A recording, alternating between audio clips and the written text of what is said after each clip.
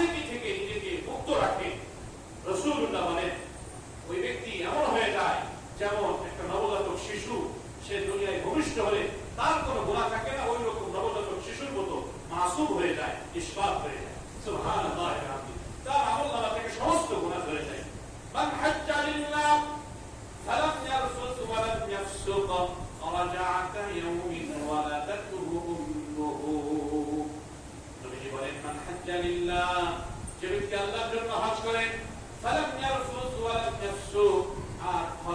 হজ করার ক্ষেত্রে কোন ধরনের পাপাচারিতায় লিপ্ত হয় না, কোন ধরনের খারাপ কাজে, অশ্লীলতায়, বেহায়াপনায়, কোন ধরনের পাপ কাজে লিপ্ত হয় না, সে এমন হয়ে ফিরে কেমন যেন তার মা এই মাত্র তাকে ভূমিষ্ঠ করেছে। নবজাতক শিশু যেরকম নিষ্পাপ, ওই রকম নিষ্পাপ হয়ে মানুষটা ঘরে ফিরে আসে। আমার ভাই, আমার বন্ধুরা, এটার নাম আমার তার নবী, বিশ্ব নবী মুহাম্মদুর রাসূলুল্লাহ সাল্লাল্লাহু আলাইহি ওয়াসাল্লাম বলেছেন, উম্মতেরা বরকত চাও, গুনাহ মাফ করাইতে চাও, দুনিয়ার জীবনে বরকত চাও, চাকরিতে উন্নতি চাও, ব্যবসা বাণিজ্যে বরকত চাও, ইজ্জত চাও, সম্মান চাও আমার বান্দারা, তাহলে বেশি বেশি করে একের পর এক তোমরা হজ করো, একের পর এক তোমরা উমরা করো, আমি আল্লাহ তোমাদের সমস্ত গুনাহগুলিকে মাফ করে দিব। নবী বলেন তাবিউ বাইনাল হজ্জি ওয়াল উমরাতি ফাইন্নাহুমা ইয়ানফিয়ানিল ফাকর ওয়াজ যুনুব। এই দুনিয়ার মানুষেরা, যাদের দরিদ্রতা আছে, যাদের অনেক বেশি গুনাহ নিজের আমলনামায় হয়ে গেছে, অনেক বেশি ভুল যাদের হয়ে গেছে, নফসের তাড়নায় গুনাহ করেছো, যৌবনের তাড়নায় গুনাহ করেছো, বন্ধু-বান্ধবের পাল্লায় করে গুনাহ করেছো, সুদ খেয়েছো, ঘুষ খেয়েছো, অন্যায় অত্যাচার করেছো, নামাজ ছেড়েছো, সিয়াম ছেড়েছো, বিভিন্ন বাজে আড্ডায় মত্ত হয়ে গিয়েছি, এই সমস্ত মানুষেরা তোমরা আসো, আমি আল্লাহ তোমাদের গুনাহগুলিকেও ক্ষমা করে দিব,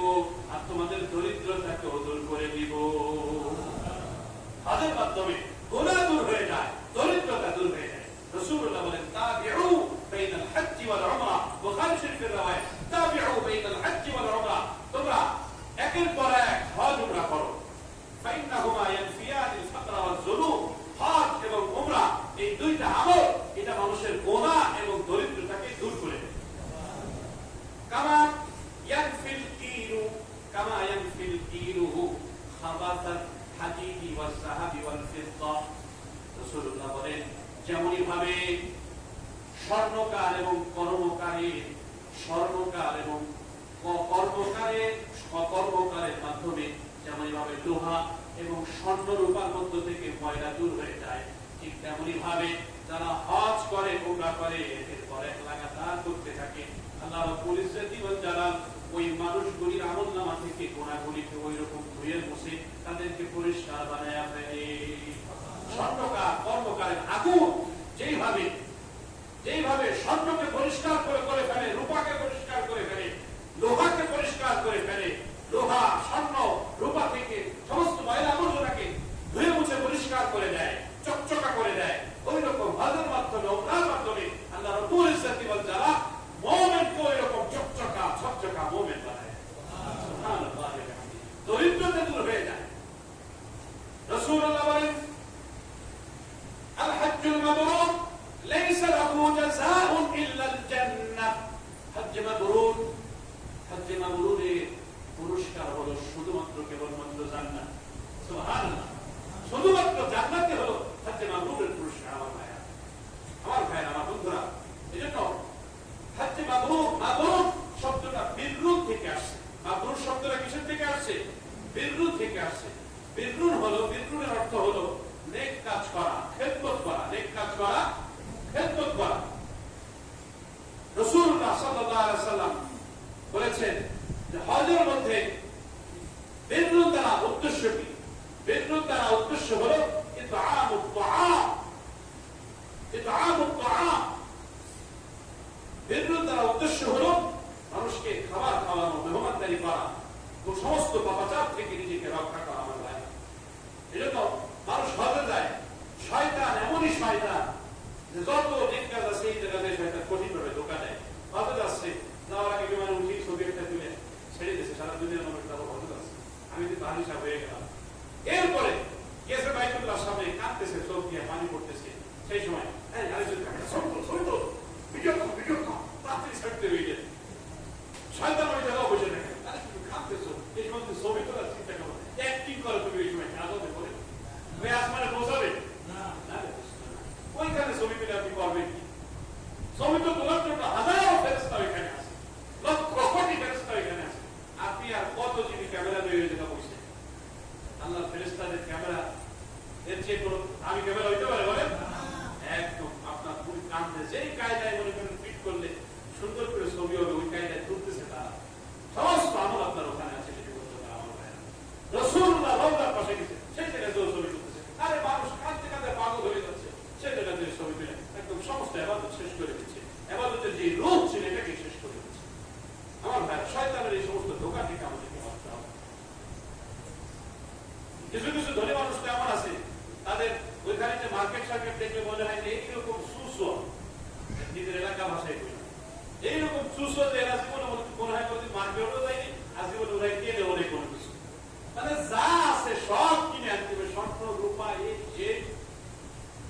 এরা ভাই আপনি ওখানে কেনাকাটা করার জন্য নিজের মার্কেটের জন্য আপনি ওখানে গেছেন এরকম কিনতে হবে কেন ওখানে সবচেয়ে বেশি যে কাজটা করতে হবে সবচেয়ে বেশি হবে ইবাদত সবচেয়ে বেশি হচ্ছে বীর নেক আমল সবচেয়ে বেশি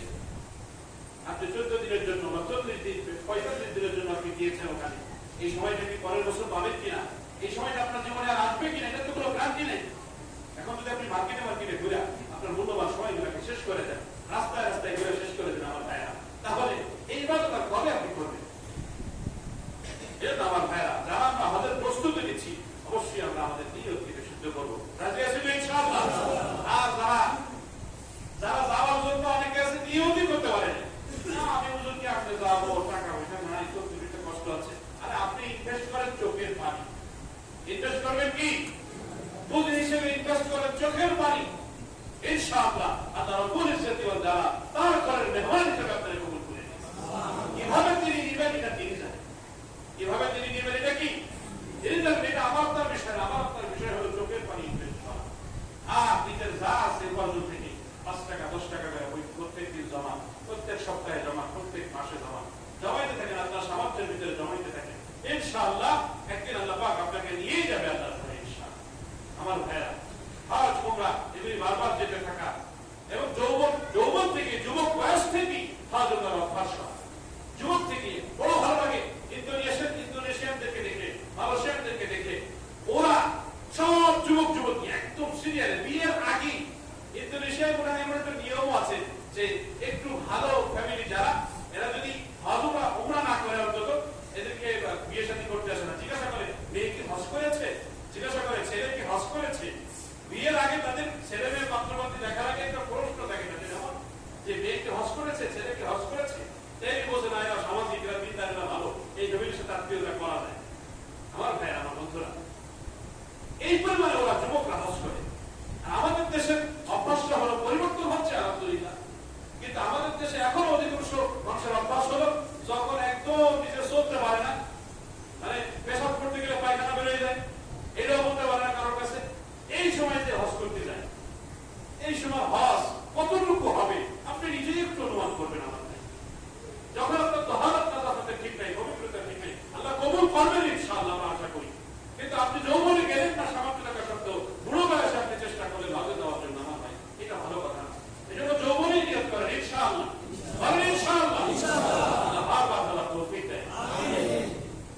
উমরায়ও বারবার যাওয়া যাদের আল্লাহ সামর্থ্য দিয়েছে বহু মানুষ আছে অর্থ দিয়েছে বারবার গেলে বহু বরকত হয় বহু ব্যবসায়ী আছে কয়েকদিন গেছিলাম আলহামদুলিল্লাহ তখন সামান্য কিছু টাকা ছিল ব্যাংক ব্যালেন্স আইসি এক বছরে আল্লাহ এই পরিমাণ দিয়েছে গত বছর দ্বিগুণ বেড়ে গেছে ওমরায় গেছে তখন ছিল এক কারখানার কর্মকর্তা কর্মচারী পরের বছর আল্লাহ মালিক বানায় দিয়েছে ওমরায় যাওয়ার আগে ছোট দোকান ছিল আল্লাহ বড় দোকান বানায় দিয়েছে